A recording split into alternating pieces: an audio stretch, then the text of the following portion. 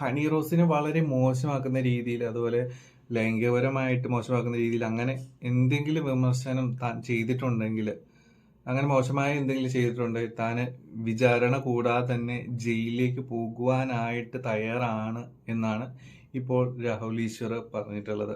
Boche Honey Rose issue വന്നപ്പോൾ ആദ്യം മുതലേ തന്നെ കുറച്ച് ബോച്ചെ അനുകൂല നിലപാടാണ് രാഹുൽ ഈശ്വർ എടുത്തിട്ടുള്ളത് എന്ന് നമുക്ക് തോന്നിയിട്ടുണ്ട് അല്ലെ.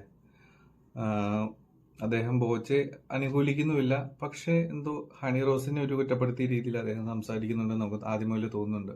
ഹണി റോസ് വസ്ത്രം ധരിച്ച രീതി ശരിയല്ല, രീതിയിലൊക്കെ കുറച്ച് അദ്ദേഹം പറയുന്ന പോലെ നമുക്ക് തോന്നിയിട്ടുണ്ട്. അപ്പം ഇതുമായി ബന്ധപ്പെട്ട് ഹണി റോസ് സോഷ്യൽ മീഡിയയിലൊക്കെ പോസ്റ്റൊക്കെ ഇട്ടിട്ടുണ്ടായിരുന്നു. അതായത് ഒരു സ്ത്രീത്വത്തെ അപമാനിക്കുന്ന എന്ത് സംഭവമാണെങ്കിലും അതിനെ സപ്പോർട്ട് ചെയ്തുകൊണ്ടാണ് പല ചർച്ചകളും രാഹുൽ ഈശ്വർ പറയുന്നതെന്നും ആ ഒരു നിലപാടാണ് അദ്ദേഹത്തിന് എല്ലാ ചർച്ചകളിലും ഉള്ളത് എന്നും അത് സ്ഥാപിക്കാൻ അദ്ദേഹത്തിന് ഭയങ്കര കഴിവാണെന്നൊക്കെ പറഞ്ഞ് കുറച്ച് വിമർശനങ്ങൾ ഹണി റോസ് പറഞ്ഞിട്ടുണ്ടായിരുന്നു.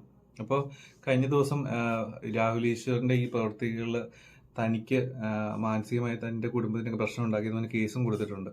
ഇപ്പൊ ഇതിലിപ്പോ കേസൊന്നും എടുത്തിട്ടില്ല എന്നാ തോന്നുന്നത്. കേസ് കൊടുത്തിട്ടുണ്ടെന്നാണ് നമുക്കറിയാം ന്യൂസ് വഴിയൊക്കെ പറ്റുന്നത്. അപ്പോൾ ഇതുവരെ പിന്നെ രാഹുൽ ഈശ്വർ പറഞ്ഞിട്ടുള്ളത് തനിക്ക് രാമൻപിള്ള വക്കീലിന് അങ്ങനെ വലിയ ആൾക്കാരെ വെക്കുള്ള പണമൊന്നും തന്റെ കയ്യിലില്ല, അപ്പൊ താൻ തന്നെ തന്റെ കേസ് വന്നാൽ വാദിച്ചോളാം.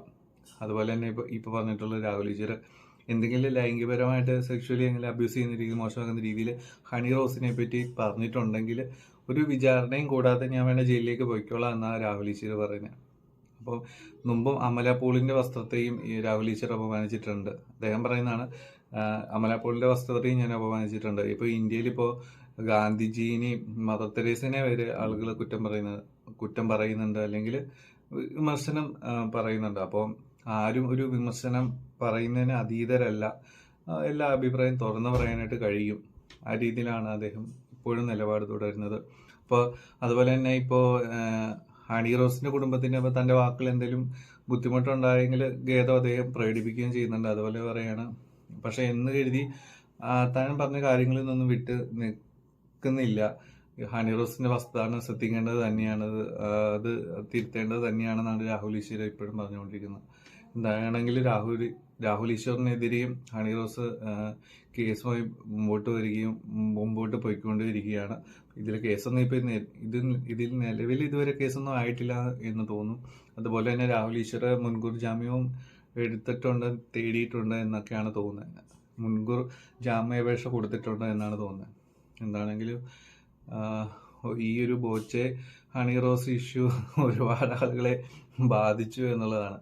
നമുക്കറിയാം, ഇപ്പോൾ മോശമായ കമന്റ് ഇട്ട ഒരുപാട് പേരെ അറസ്റ്റ് ചെയ്യുക, അവർക്കൊരു കേസ് എടുക്കുക, സംഭവങ്ങളൊക്കെ ഉണ്ടായിട്ടുണ്ട്. ഈ ബോച്ചെ ഹണി റോസ് ഇഷ്യൂ വന്നപ്പോൾ അതിൽ രാഹുൽ ഈശ്വർ വന്ന് ഇടപെട്ടു. രാഹുൽ ഈശ്വറിന് ഇപ്പോൾ അടുത്ത പണി വന്നുകൊണ്ടിരിക്കുന്നു.